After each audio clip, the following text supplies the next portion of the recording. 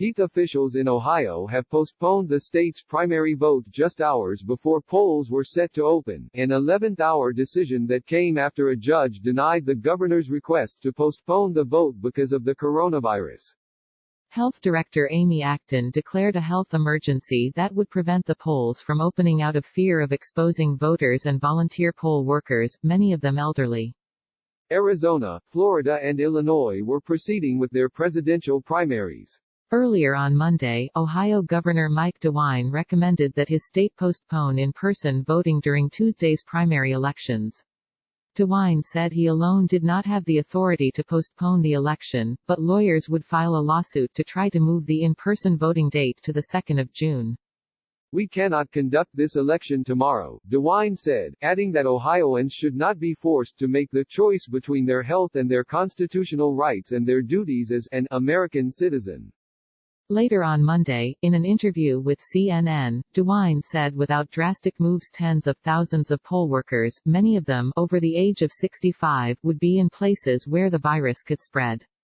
We in Ohio have to take very tough actions and I know people in Ohio today are very upset. I respect that, DeWine added. But a Franklin County Court of Common Pleas judge declined to order the postponement on Monday evening. According to a NBC News affiliate, Judge Richard Fry said he was reluctant to override the election date set by the Ohio legislature and that coronavirus has been an issue of concern since January. The attempted move by Ohio's governor was the latest example of elected American officials in executive positions taking extra steps to fight the pandemic. The White House on Monday announced new guidelines in an attempt to curb the spread of the virus. In a press conference announcing the new guidelines, Trump said he thought postponing elections are unnecessary.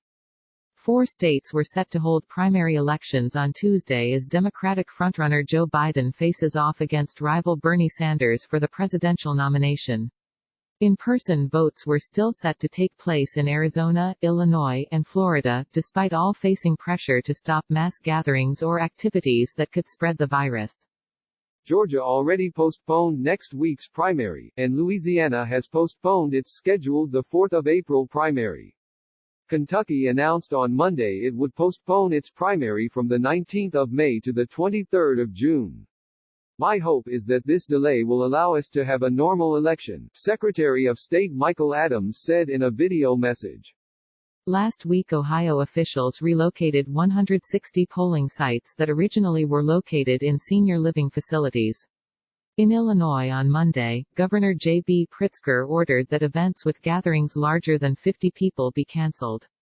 The Illinois Department of Public Health also offered guidance for both poll workers and voters participating in the election on Tuesday, which includes practicing social distancing and cleaning of visibly dirty surfaces followed by disinfection.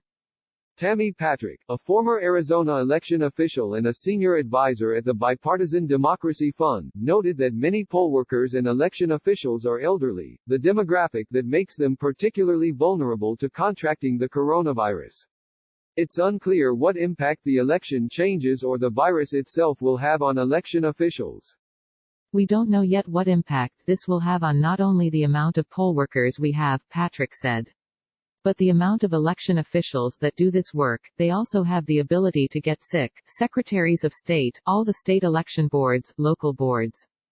Florida Governor Ron DeSantis vowed again on Monday that the state's primary would go ahead. But veteran Democratic pollsters said the pandemic and varying state responses could dramatically change turnout. The real answer is we have no idea what will happen, unfortunately, said Democratic pollster Pete Brodnitz.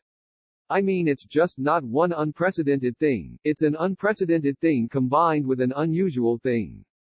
The 2 remaining serious campaigns in the Democratic primary, former Vice President Biden's and Vermont Senator Sanders, have drastically recalibrated their campaign schedules to give virtual town hall and tele-town hall events, to try and continue campaigning while preventing mass gatherings of people.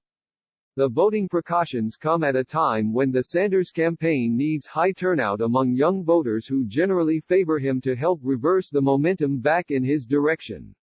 Biden needs older Democratic voters to come out in droves to further fuel his lead in the primary. I mean, we have the Sanders campaign, which is pretty obviously in a downward direction, Brodnitz said. Which means his supporters have to take that into account when they're ready to vote. And it's harder to motivate people under those conditions. And then you have the coronavirus, which is going to be a particular concern to older voters. Cornell Belcher, another Democratic pollster, said all the unusual factors going into the elections on Tuesday meant that this is really uncharted waters. I don't know what turnout's going to look like when you have such uncertainty and fear out there, Belcher said. Belcher added that it wasn't clear who had the advantage going into the primaries, but he said it's arguable that Biden clearly has a broader coalition of voters. Does Biden have a stronger core base of voters than Sanders? I don't know if he does. So the question will come, does the broadness of Biden's support enough to overcome what I think is clearly a base energy advantage that Sanders has, Belcher said.